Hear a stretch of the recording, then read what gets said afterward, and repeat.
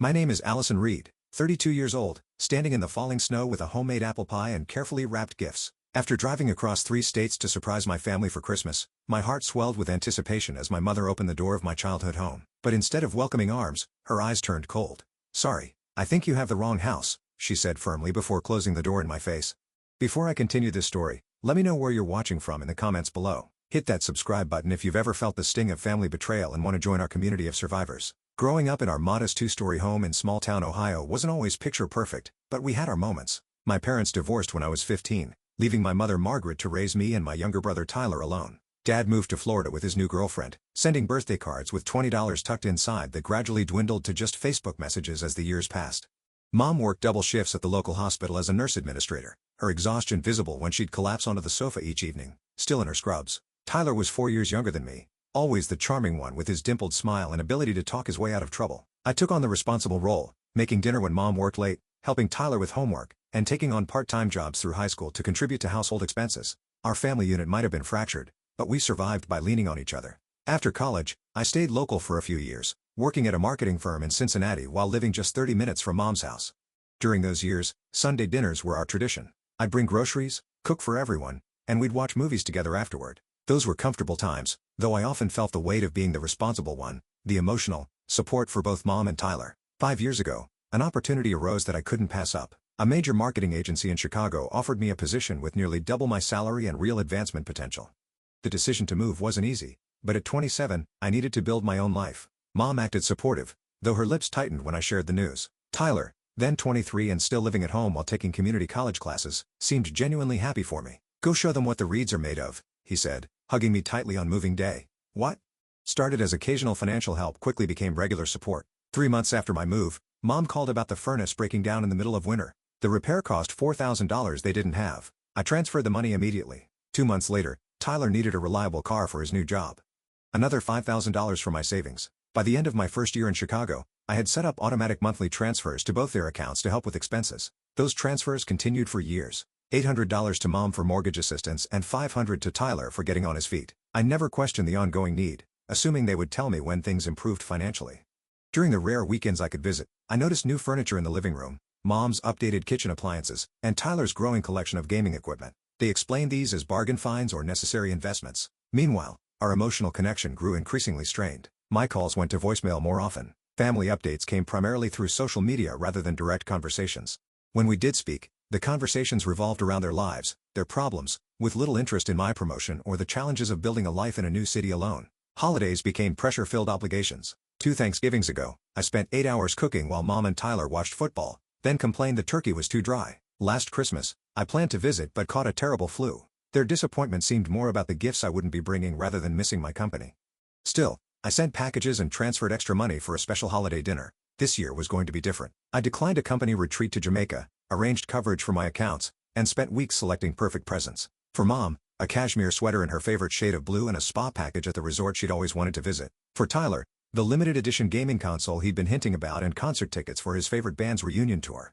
I even practiced making Grandma Reed's apple pie recipe until I could recreate it perfectly from memory. Our phone conversations leading up to the holiday were brief. Mom mentioned having a small gathering, but didn't elaborate when I asked who would be attending. Tyler texted rather than called, asking if I could chip in extra for holiday expenses. I transferred an additional $1,000 as my contribution to the festivities, assuming this would help make the holiday special for everyone. Throughout the autumn months, feelings of disconnection gnawed at me. Despite the physical distance, I should have felt closer to my family. The monthly financial support wasn't obligatory to me, but an expression of love, a way to remain connected to them despite the miles between us. Yet with each interaction, I sensed an invisible barrier growing, as if my decision to pursue my career had somehow betrayed them. Still, nothing prepared me for what would happen when I arrived on their doorstep Christmas Eve, arms laden with gifts and heart full of hope for reconciliation. The Chicago skyline disappeared in my rearview mirror as I headed east on the interstate, Christmas music playing softly on the radio. My apartment looked particularly empty that morning. The Christmas tree I decorated standing alone in the corner with just a few packages underneath for neighbors who might stop by. The real presents were carefully packed in my trunk, wrapped in silver and blue paper with handwritten tags attached to each. My boss, Lisa, had raised her eyebrows when I requested the full week off. "The Thornton account presentation is on the 28th, she reminded me. "Are you sure you can't do Christmas Day with family and be back for prep?" "I haven't had a real Christmas with them in years," I explained. "I need this time." What I didn't tell her was how desperately I wanted to rebuild the closeness we'd lost. Lisa reluctantly approved my time off, making me promise to check emails remotely. The normally 8-hour drive stretched to nearly 12 as snowstorms across Indiana forced traffic to a crawl. I called Mom around noon to update her on my delayed arrival. "We're having dinner at 6, she said, her voice oddly flat. "Don't worry about rushing. We can save you a plate. I'll try to make it in time," I promised. "I've got presents for everyone." A pause followed. "Everyone?" "Yes, for you and Tyler. And I can wrap something for anyone else who's coming," I offered, trying to sound casual while fishing for information about the small gathering. "That won't be necessary," she replied quickly. "Drive safely. The roads are probably bad." She hung up before I could respond. That conversation replayed in my mind as I inched along the interstate. Maybe she was just busy with preparations. Maybe the connection was bad. Still, her tone bothered me, lacking the warmth a mother should have when her daughter is braving snowstorms to see her. At a rest stop in western Ohio, I called Tyler, who answered on the fourth ring sounding slightly out of breath. "Hey, sis. What's up?" Background noise nearly drowned out his voice. "Just checking in. I'm about 3 hours away now. The roads are clearing up." "Cool. I'm in the middle of something. Can I call you back?" He never called back. Just outside Columbus, I stopped at a gourmet market to buy ingredients for the apple pie. The store bustled with last-minute shoppers, everyone clutching lists and moving with purpose. I selected the finest Granny Smith apples, premium cinnamon, and splurged on a handcrafted pie dish I thought Mom might like to keep afterward. An elderly woman in line behind me smiled at my purchases. "Someone's getting a special homemade treat," she observed. "My family," I explained, suddenly tearful. "I haven't been home for Christmas in a while." She patted my arm. "Nothing like coming home for the holidays, dear." The final stretch of highway gave way to familiar exits, then town roads that hadn't changed since my childhood. The movie theater where I had my first date, the ice cream shop where we celebrated Tyler's Little League victories, the park where Mom used to take us sledding after heavy snows. Each landmark triggered memories of simpler times when our family bond seemed unbreakable.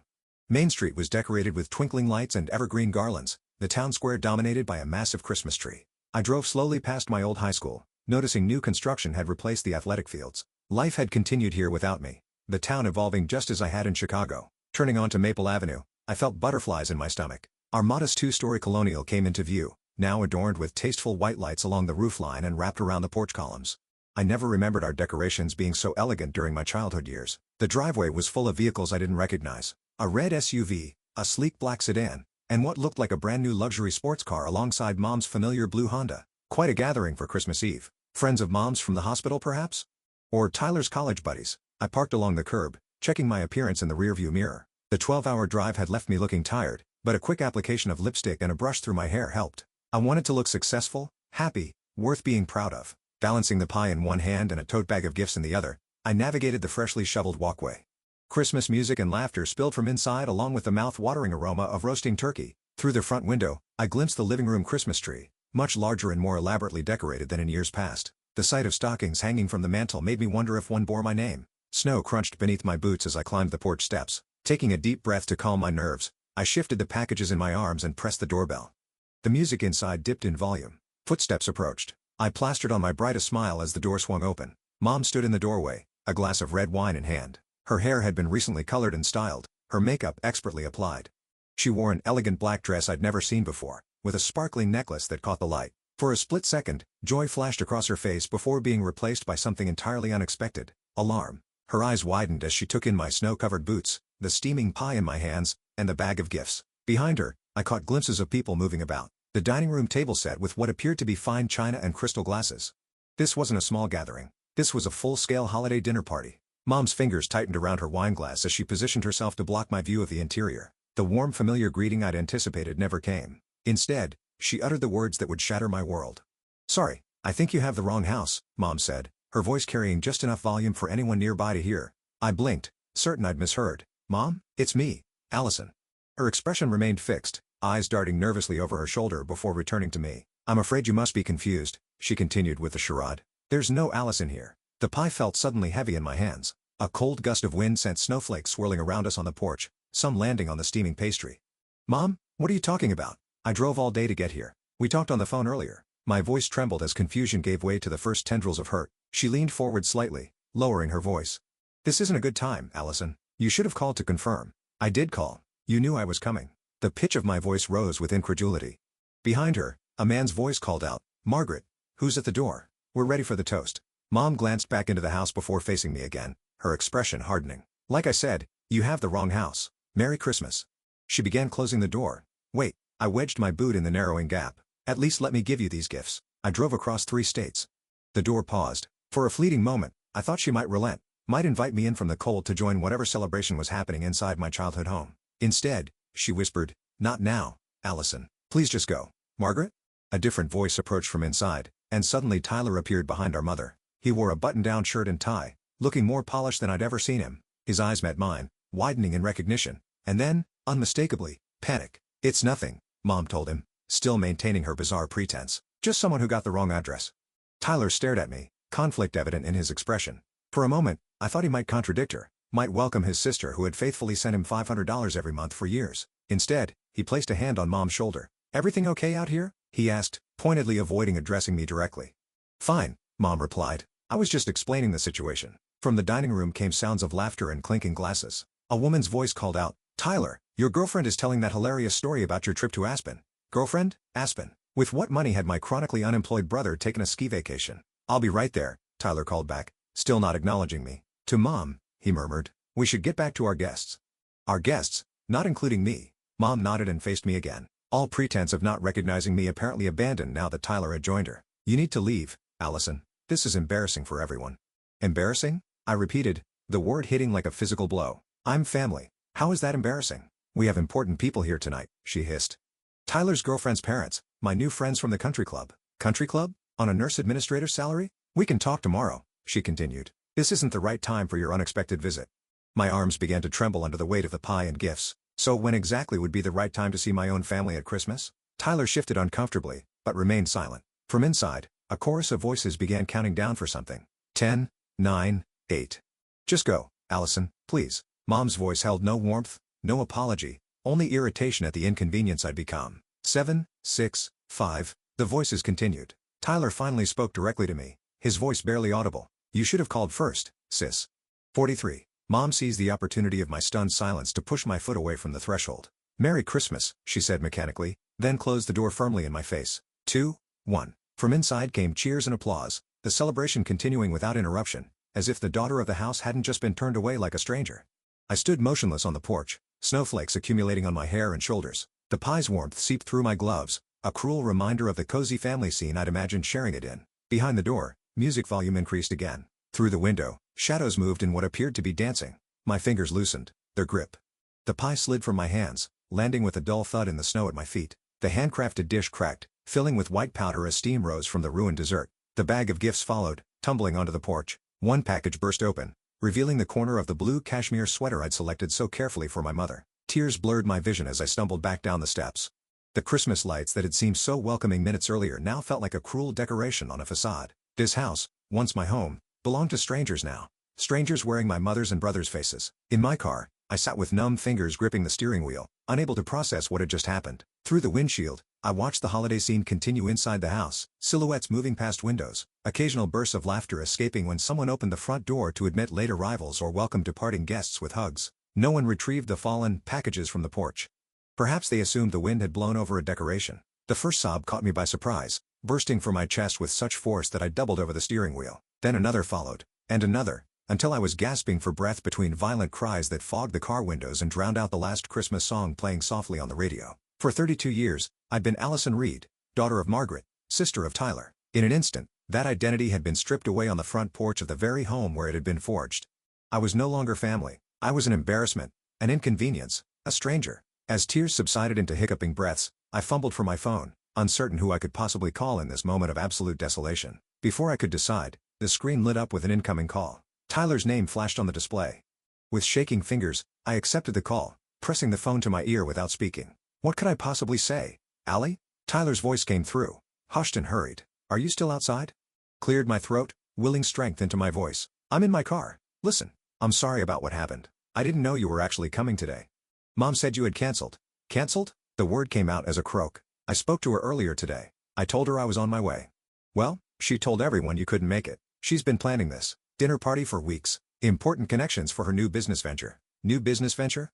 My mother had been a hospital administrator for 20 years. "What business venture?" I asked. "The boutique spa she's opening with her new partner, Richard's Investing. He's here tonight."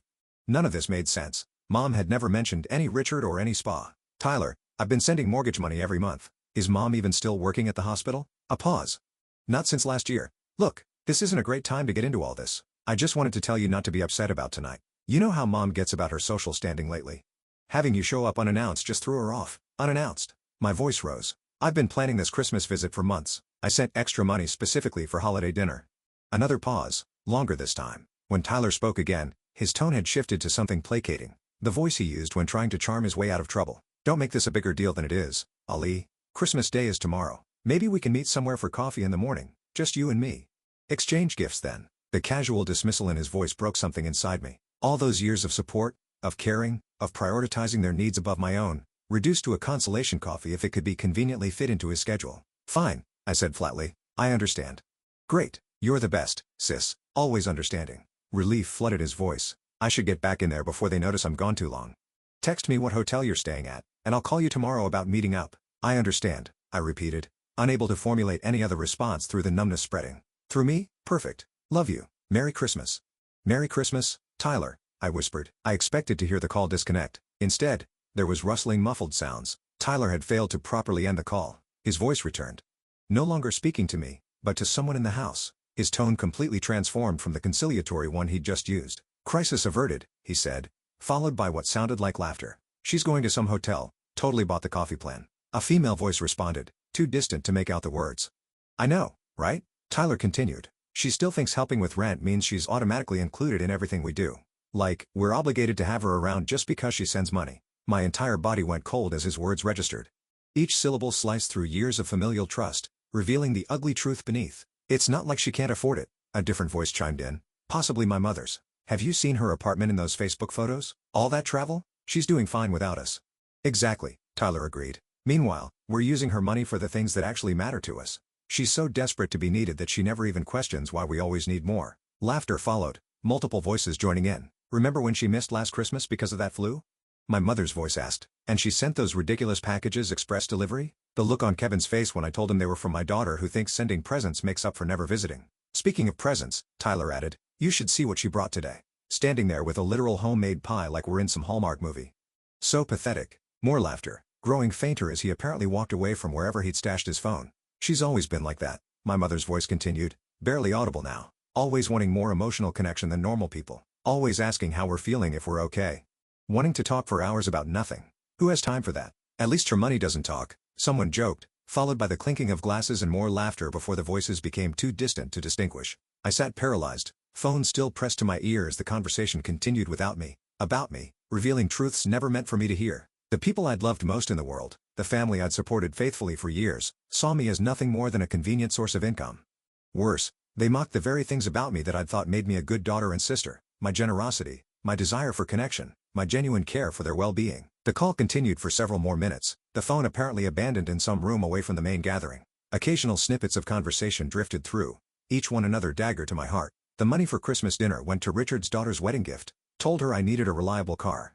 Bought the Audi instead. Country club membership was the best investment we could make for networking. Never questions any of it. Finally, a beep signaled the call had ended, either from Tyler retrieving his phone or the battery dying. I lowered my phone slowly, staring at the screen as if it might offer some explanation, some evidence that what I'd heard had been a cruel joke or a terrible misunderstanding. But there was no misunderstanding the contempt in their voices, no misinterpreting the calculated exploitation revealed in their casual conversation. For years, I'd been nothing but a distant ATM to them, valued only for financial support while being mocked for seeking emotional connection in return. Through the fog of betrayal, one thought crystallized with surprising clarity.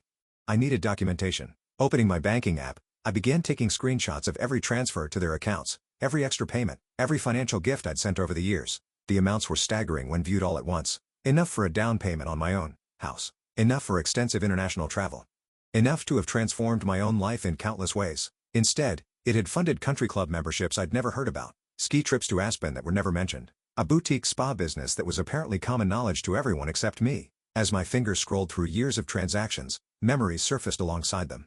The promotion celebration I'd attended alone because they were too busy to visit Chicago. The hospitalization for appendicitis where neither of them came to see me. The achievement awards and recognition dinners where other colleagues were surrounded by proud family members while I sat alone, all while the money flowed steadily from my account to theirs. The snow continued falling outside, covering my car in a thick white blanket as I sat inside, methodically documenting years of financial support juxtaposed against years of emotional neglect. With each screenshot, each saved email requesting just a little extra this month, something shifted inside me. The paralyzing pain began hardening into something else entirely. Resolve. The Riverside Inn's neon vacancy sign glowed through the swirling snow, a beacon of temporary shelter. It wasn't the Christmas Eve I'd imagined, checking into a roadside motel alone instead of sleeping in my childhood bedroom, but nothing about this night had gone as planned. "Just passing through?" the night clerk asked as he processed my credit card.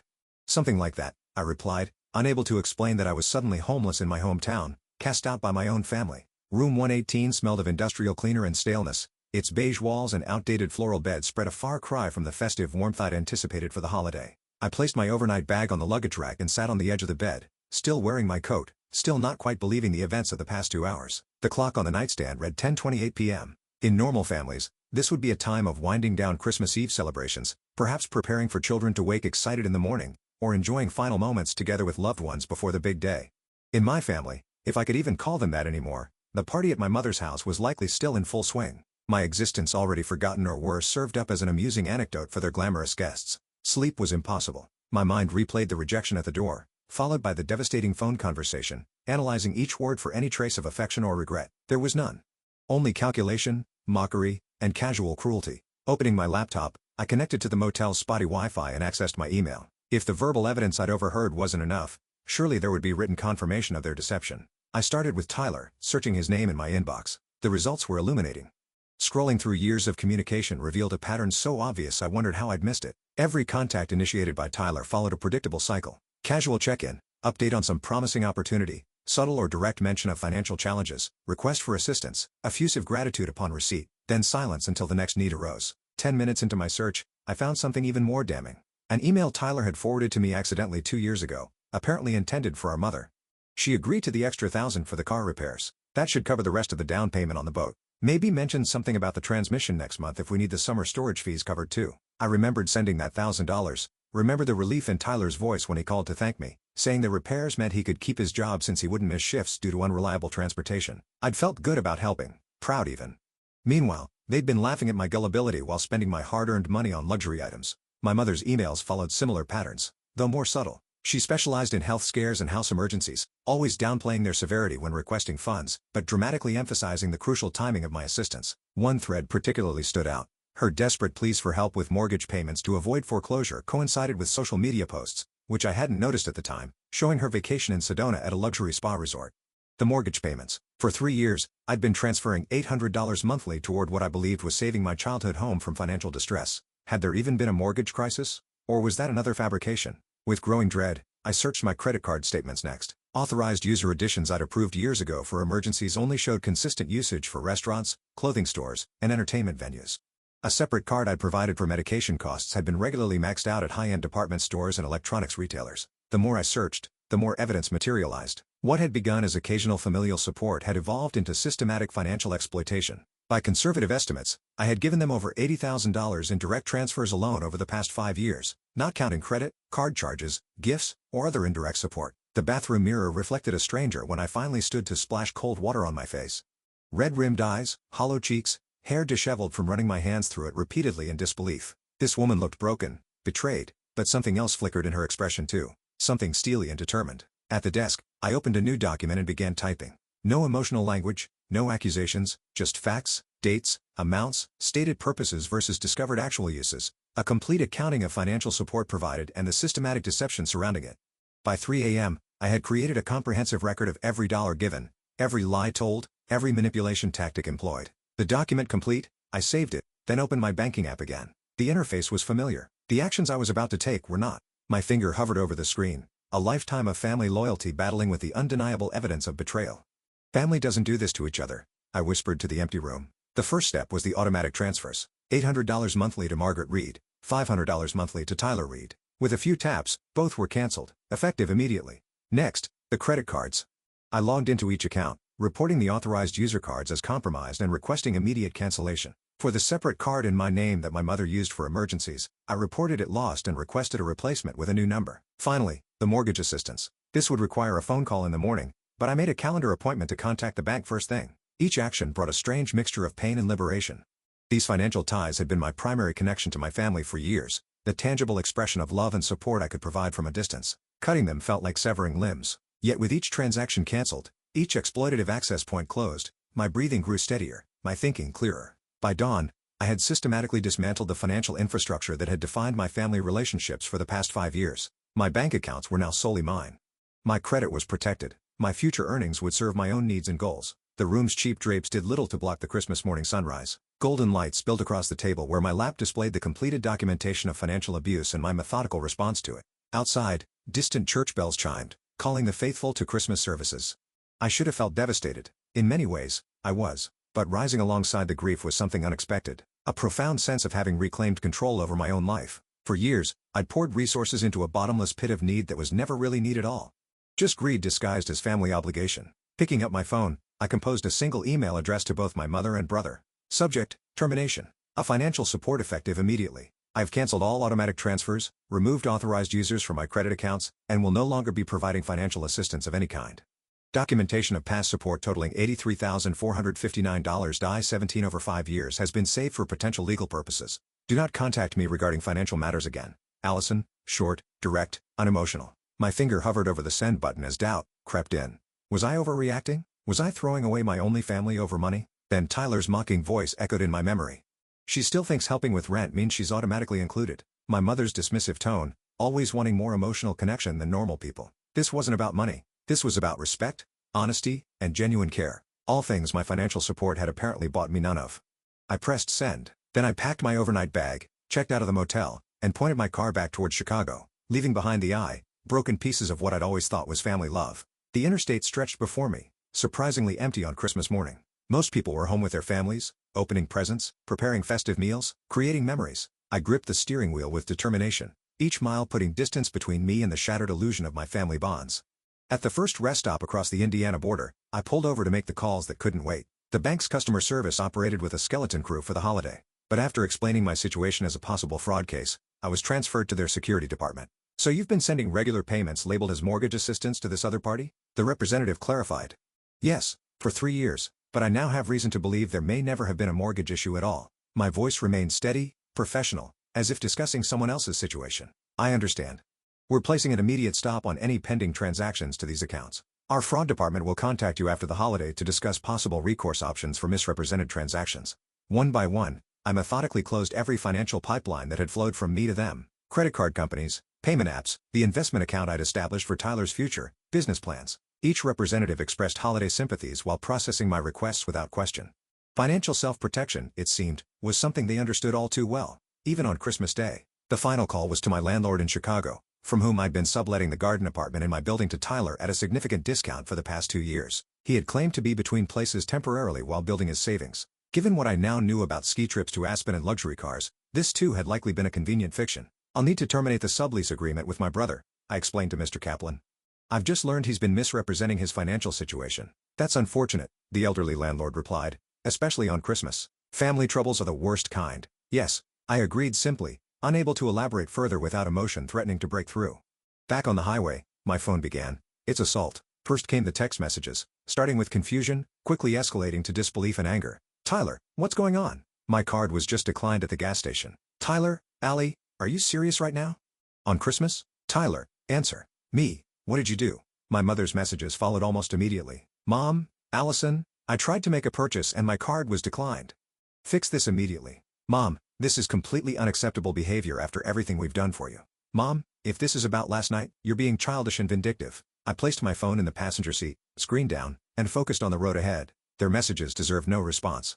The email I'd sent explained everything they needed to know. By the time I stopped for lunch at a roadside diner, the only establishment open along the highway, my voicemail was full. Notifications of missed calls scrolled endlessly. Tyler, Mom, unknown numbers that were likely them calling from others' phones when I didn't answer their initial attempts.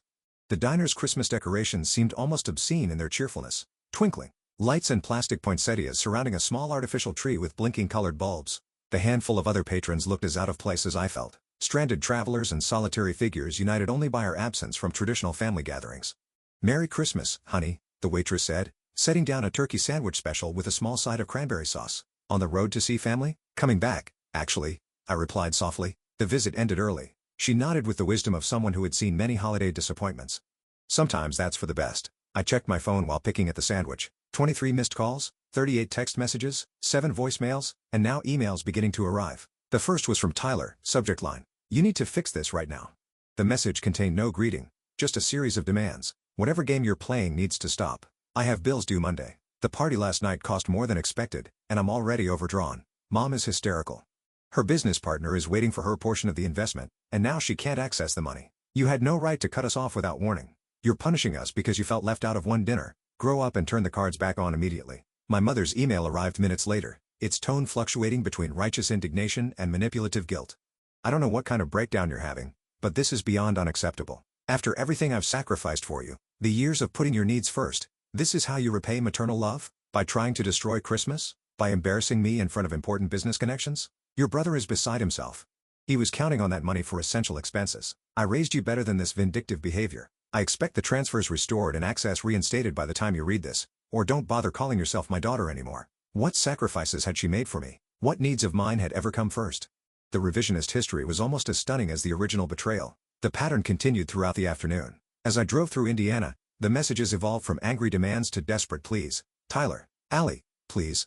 My landlord is going to evict me if I don't pay today. I'm not joking. Mom, the spa location deposit is due tomorrow. If I lose it, I lose everything I've worked for. Tyler, I didn't mean what you heard. It was a stupid joke. Please call me. Mom, whatever you think you know, you've misunderstood. We need to talk. By early evening, as Chicago's skyline appeared on the horizon, the tone shifted again. Now came threats. Mom, if you don't fix this immediately, I'll have no choice but to involve lawyers. Tyler, hope you realize this counts as financial abuse. Cutting people off without warning is illegal. Mom, I've contributed to those accounts too. You have no right to block my access. The legal threats were as empty as their earlier concern had been genuine. I had withdrawn only my own funds, canceled only my own cards. Their attempted intimidation only confirmed the correctness of my actions. I pulled into my apartment building's parking lot. The final phase began. Bargaining mixed with character assassination. Tyler, okay, you've made your point. Very dramatic. Now turn the cards back on, and we can talk about a reasonable support plan going forward. Mom, I always knew you had emotional problems. This erratic behavior proves it. Let me help you get the therapy you clearly need. Tyler, don't tell anyone about this family disagreement. You'll just embarrass yourself. By the time I unlocked my apartment door, greeted only by the silent Christmas tree and the stale air of a home left unoccupied for days, I had 47 missed calls. The final voicemail left by my mother captured the essence of our entire relationship. Allison, this is your mother. I don't know what kind of point you're trying to make with this financial tantrum, but it ends now. We have always been there for you, always supported your choices, even when you abandoned your family to move to Chicago. All we've ever asked in return is minimal financial help during difficult times. If you've somehow convinced yourself we've taken advantage, that's your own insecurity talking. Call me back immediately so we can resolve this misunderstanding. And, Allison? Your brother and I expect compensation for the emotional distress you've caused today. This was supposed to be a special Christmas. I deleted the message along with all the others without responding. Setting my phone to Do Not Disturb, I placed it on the charger and walked to the kitchen to make tea. The apartment felt different somehow, not emptier as I'd feared, but cleaner. As if a long festering infection had finally been lanced, painful in the process, but necessary for healing. On my refrigerator, a save-the-date magnet for a colleague's spring wedding caught my attention. 6 months ago, I'd automatically assumed I'd attend alone as I did most events. Now I wondered if I might invite someone, build new connections, create a chosen family to replace the biological one that had proven so hollow. By morning, my phone showed 61 missed calls. I left them all unanswered as the first day of my new life began. January arrived with bitter winds and heavy snow, mirroring the frozen landscape of my emotional state. The holidays passed in a blur of solitude and paperwork, fraud reports filed with credit agencies, financial records organized for potential legal action, new accounts created with enhanced security features. The external work of separating my finances completely from my family occupied my hands while my heart remained numb, protected by shock from the full impact of what had happened. The calls eventually stopped around New Year's Day, replaced by occasional emails that grew less frequent as weeks passed with no response. My mother's final message came in mid-January. Its subject line intended to wound. Your father always said you'd abandon us too. I deleted it unread. At Lisa's insistence, I scheduled an appointment with a therapist. Something's different about you, my boss had observed after the Thornton presentation, which I delivered flawlessly despite my internal turmoil. Whatever happened over Christmas has changed you. Dr. Kaur's office became a sanctuary where I could finally verbalize the magnitude of the betrayal without fear of judgment. In our first session, I struggled to even name what had happened. My family, they didn't want me anymore, was all I could manage before tears overwhelmed me. By our third meeting, I could articulate more clearly. They used me for money while mocking my desire for connection. They saw my generosity as weakness to exploit, not love to reciprocate. What you're describing is financial abuse, Dr. Kaur said gently, combined with profound emotional manipulation. Your grief is completely appropriate. Grief, that word unlocked something. I wasn't just angry or hurt. I was grieving the death of relationships I'd believed in all my life. The mother I thought had loved me had never existed. The brother I'd protected and supported had been playing a role. The family I'd sacrificed for was a fiction I'd created and maintained through willful blindness. February brought small victories. I opened a separate savings account, redirecting the funds previously sent to my family toward my own future. By month's end, I had accumulated enough for a weekend getaway, my first truly selfish expenditure in years. 2 days at a lakeside cabin with novels, hiking trails, and absolute solitude gave me space to breathe, to imagine a life defined by my own choices rather than others' needs. Identity is the next challenge, Dr. Kaur suggested upon my return. Who is Allison Reed when she's not primarily a daughter or sister, when she's not defined by caretaking or financial support? That's what you get to discover now. The question haunted me through March's thaw. Without family obligations draining my energy and resources, unexpected space opened in my life. I accepted dinner invitations from colleagues I'd previously been too busy to get to know. I joined a weekend photography class, rekindling an interest abandoned years ago when family emergencies consistently interrupted my hobbies. One evening in early spring, my downstairs neighbor Clara invited me for coffee. An elderly widow whose children lived overseas, she had always greeted me warmly in passing, but we'd never moved beyond pleasant small talk.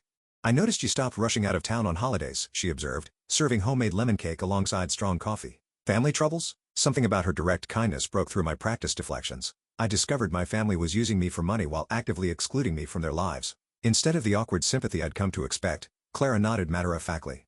My son in Australia did something similar, convinced me to sell my summer cottage to fund his business, which turned out to be a yacht. Her frankness startled a laugh from me. What did you do? Cut him off completely for 2 years. When he finally came back apologizing, I had conditions. Real accountability. Regular contact that wasn't about money. 5 years later, we're rebuilding something healthier. She poured more coffee. Not saying that's your path, mind you. Some relationships can't and shouldn't be salvaged. That conversation marked a turning point. Clara introduced me to her weekly card group, 4 women and 2 men in their 60s and 70s who welcomed me without question. They taught me canasta, shared stories of their own family complications, and never probed when topics became uncomfortable. With them, I experienced community without obligation, affection without exploitation. By summer, my professional life blossomed alongside these new personal connections. The energy previously consumed by family drama now fueled creative projects. At work, Lisa promoted me to lead our agency's newest high-profile account. My savings grew steadily. I began researching first-time homebuyer programs, imagining routes of my own choosing. When Clara's building elevator broke in July, I naturally helped organize a schedule of neighbors to assist with groceries and errands. My contribution evolved into Sunday dinners in her apartment. Cooking skills once used to nurture my ungrateful family now serving to build genuine friendships. Other neighbors joined occasionally, creating an impromptu chosen family that expanded with each gathering. You're good at creating connection, Clara observed one evening as we washed dishes together. That was never the problem. The problem was the people you were connecting with didn't deserve it. As Thanksgiving approached, the holiday anxiety I anticipated felt surprisingly distant. When Clara asked about my plans, I hesitated only briefly before suggesting we host dinner together for our growing circle of friends. The meal we created bore no resemblance to traditional family gatherings of my past. No tension, no calculated exchanges, no keeping score, just genuine appreciation and the comfortable silence of people who enjoy each other's company. Christmas loomed larger in my emotional landscape. Dr. Kaur suggested confronting it directly rather than pretending the anniversary of my family severance didn't matter. What would a healing Christmas look like for you? She asked in our early December session. The answer came with unexpected clarity. Rather than seeking replacement family experiences, I wanted to transform the holiday's meaning entirely. I signed up to volunteer at a community center serving Christmas dinner to isolated seniors and struggling families. The center director mentioned they lacked gifts for several seniors on their list. I could help with that, I offered. Thinking of the fulfillment I'd once found in selecting perfect presents for people who had secretly mocked my efforts, shopping for strangers who would genuinely appreciate the thought behind each gift brought unexpected joy. I took care learning the seniors' histories from center staff, selecting items that acknowledged their individuality rather than just their needs. A vintage jazz record for Mr. Washington, who had played saxophone in clubs across Chicago in his youth. A cashmere scarf in her favorite shade of purple for Mrs. Diaz, who had taught art before arthritis claimed her dexterity. On Christmas Eve, exactly 1 year after standing shocked and rejected on my mother's porch, I helped decorate the community center. No elaborate display like my mother's precisely arranged decor, just cheerful paper chains made by children and mismatched ornaments donated over years. The authenticity felt more beautiful than any polished presentation. Christmas morning dawned clear and cold. Before heading to the center, I logged into my banking app and made an anonymous donation to a family support nonprofit, deliberately choosing one that specialized in helping people establish financial independence from toxic relationships. The amount matched exactly what I would have sent my mother and brother in holiday extras the previous year. The community center buzzed with activity when I arrived. Volunteers in Santa hats served food, distributed gifts, and simply sat talking with attendees who had no one else to spend the day with. I found myself assigned to Mrs. Chen's table, a 92-year-old former mathematics professor whose sharp wit and observation skills reminded me of Clara. First time volunteering? She asked between bites of turkey. Yes, First Christmas since I lost my family. She studied me with keen eyes. Lost as in died or lost as in discovered they weren't worth keeping. The second one, I admitted. Surprised by my own candor, she nodded. Been there. Married 47 years to a man who had a second family in Detroit. Found out when he died and they showed up at the funeral. She patted my hand. You'll survive. Might even like the person you become after. In April, almost 16 months after the Christmas rejection, I was walking through downtown Chicago when I glimpsed a familiar face. Tyler stood examining a shop window, older looking somehow, less polished than the last time I'd seen him. When he turned and saw me, his expression cycled rapidly through shock, calculation, and an attempt at casual warmth. Ali, wow. What are the odds? He stepped toward me, arms outstretched as if for a hug. I maintained my distance, nodding politely. Tyler, I didn't know you were in Chicago. Just for a conference. His eyes assessed me, undoubtedly noting my new haircut, the tailored coat, the general aura of well-being I'd been told I now projected. You look good. Really good. Thank you. I am good. The simple truth of that statement surprised me. An awkward silence followed. He shuffled his feet, clearly uncomfortable with my lack of questions about his life or my mother. Listen, he finally began, about what happened. It's in the past, I interrupted calmly. I've moved forward. His expression flickered between relief and disappointment. Relief at being spared accountability, disappointment at not getting whatever reaction he'd anticipated. Mom asks about you sometimes, he offered an obvious lie. I hope you're both. Well, the words contained no rancor, just polite distance. We've been struggling, actually. The spa business failed. Mom had to sell the house. His eyes watched for any sign of sympathy or guilt. We've had to start over almost from scratch. 5 years ago, I would have immediately offered help. 2 years ago, I would have felt vindicated by their struggles. Today, I felt nothing but peaceful detachment. Life has challenges for everyone, I replied simply. I should get going. I have dinner plans. His expression hardened slightly. Still holding a grudge then after all this time? I smiled, genuinely amused by his misinterpretation. No grudge, Tyler. No anger. No resentment. Just boundaries. I wish you the best sincerely, but my life doesn't include you anymore. As I walked away, he called after me. Family is supposed to be forever, Ali. I turned briefly. True family is. What we had wasn't family. It was exploitation dressed up as obligation. My voice remained gentle, the realization long since processed and accepted. Goodbye, Tyler.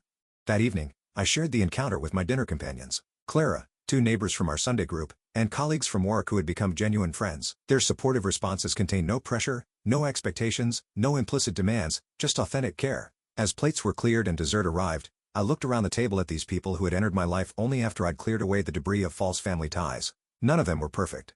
All had flaws and complications. But each connection was built on mutual respect rather than obligation, on choice rather than blood, on appreciation rather than exploitation. Everything okay? Clara asked, noticing my momentary introspection. Better than okay, I replied truthfully. I was just thinking about how sometimes losing what you thought was essential opens the door to finding what actually is. Have you ever experienced a moment when you realized someone you trusted was using you? What boundaries did you create afterward? Share your story in the comments below. If this resonated with you, please subscribe to hear more journeys of healing and self-discovery. Like and share if you know someone who might need to hear that sometimes walking away is the strongest form of self-love. Thank you for being part of this healing journey with me. And remember, family is defined by love and respect, not DNA or obligation.